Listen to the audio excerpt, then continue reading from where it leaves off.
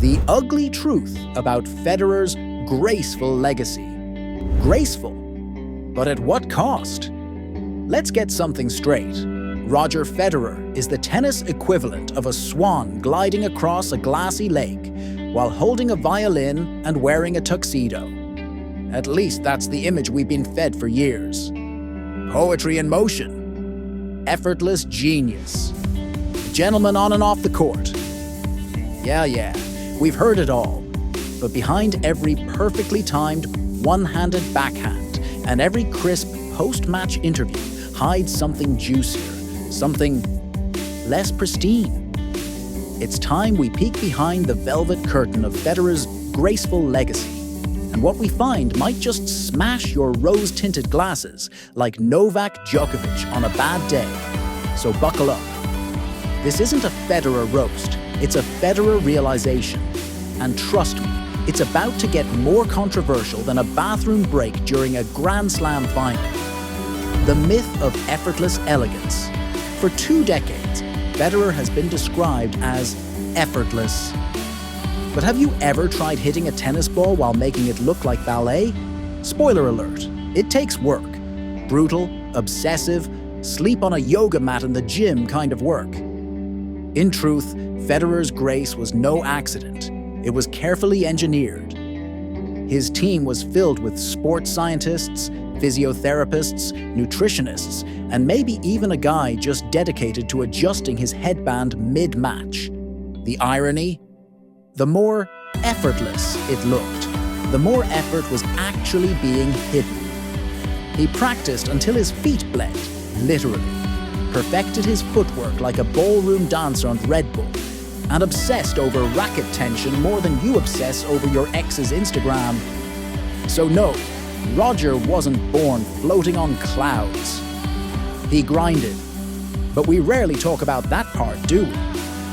The polite persona, marketing masterpiece, or real gentleman. Let's face it, Federer's image is cleaner than a Swiss watch showroom. Always smiling, always saying the right thing, always bowing to royalty with that perfect amount of humility.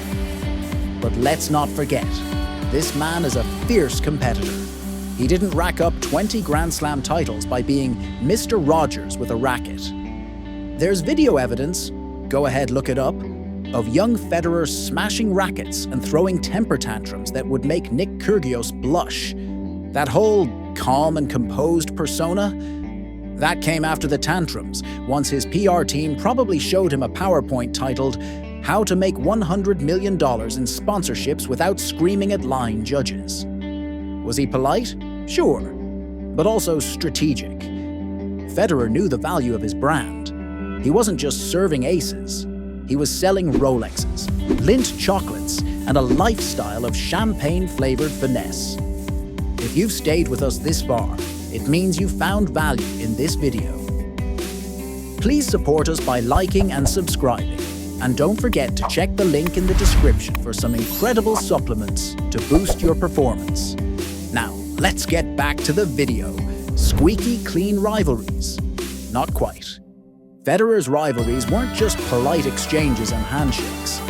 While his battles with Nadal seemed respectful on the surface, they were intense mental and physical showdowns. And with Djokovic, things got even frostier, civil on court, but packed with tension, fan wars, and subtle digs. Federer once even questioned Novak's champion spirit. So much for just friendly competition. Graceful? Maybe. But Federer had that quiet, dagger-sharp shade, the kind that left no blood but plenty of bruised egos. The business of being Federer.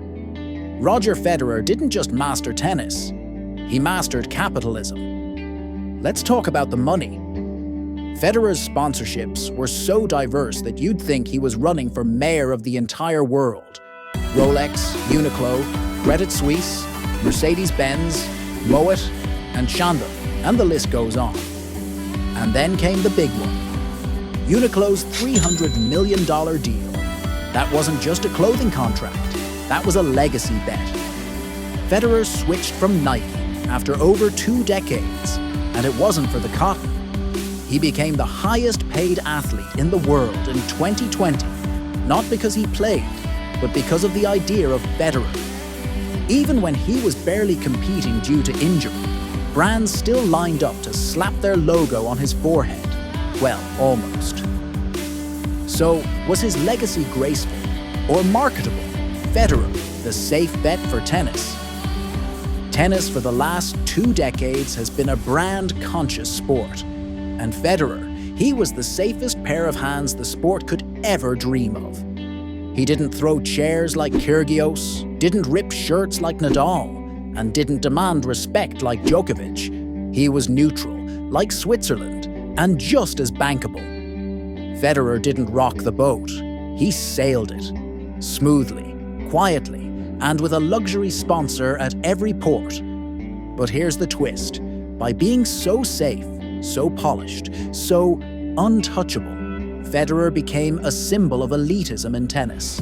A face of perfection that's impossible for most players to live up to. His grace set a bar so high that it alienated a lot of raw, emotional, gritty players who just didn't fit the mold. Which begs the question, did Federer's grace raise tennis or sanitize it? Injuries, decline, and the retirement that took forever. Ah yes, the graceful goodbye that lasted longer than your average Netflix series. From 2016 to 2022, Federer entered the ghost phase of his career. Multiple knee surgeries, long recovery periods, a few magical comebacks, and a whole lot of will he or won't he speculation that kept sports journalists employed. And yet, he milked it. Fans bought tickets just for the chance to see him wave at the crowd. Sponsors stuck around like they owed him money. Federer knew how to stay relevant, even without winning. He finally retired in 2022 with an emotional Laver Cup send-off that involved tears, hand-holding with Nadal, and more sobbing than a K-drama finale. Poetic, sure, but also strategic. So what is the ugly truth? Let's sum it up, shall we? The effortless style, years of brutal discipline and image curation. The gentleman image, a smart PR play after a tantrum-filled youth. The graceful rivalries, backed by quiet jabs and competitive heat. The legacy, as much about branding as it is about backhands. The ugly truth about Federer's graceful legacy is that it wasn't always so graceful. It was calculated, it was curated, it was manufactured brilliance. But, and this is important, it doesn't make it less brilliant. Federer knew the game, on court and off. He understood the value of optics, the power of storytelling, and the price of perfection. And that's exactly why he will be remembered. Perhaps not for being the greatest athlete, but certainly the greatest aesthetic. Still a legend, just not a fairy tale. So next time someone tells you Federer floated through tennis like an angel with a racket, just smile. Then tell them about the sweat, the strategies, the business meetings, and the brand deals.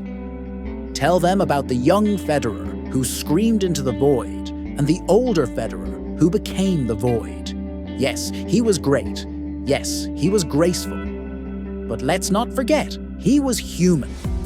And in many ways, that makes his legacy even more interesting. Because behind that graceful glide was a man sprinting to stay on top of the world.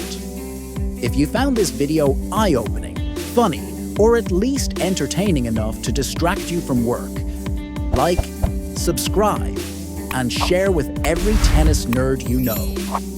Federer fans, Djokovic loyalists, Nadal warriors, bring them all.